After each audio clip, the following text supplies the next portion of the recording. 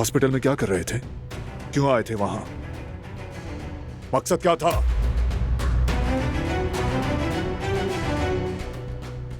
Hospital आने का किसने कहा? बताओ। तुमसे पूछ रहा हूं, जवाब दो। बात सुनो, यहां देखो मेरी तरफ। जानता हूं तुम अकेले नहीं। किसके साथ मिले हो? हाँ?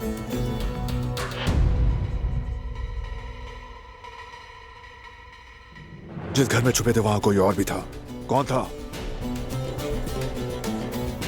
बोलो, कौन था वो?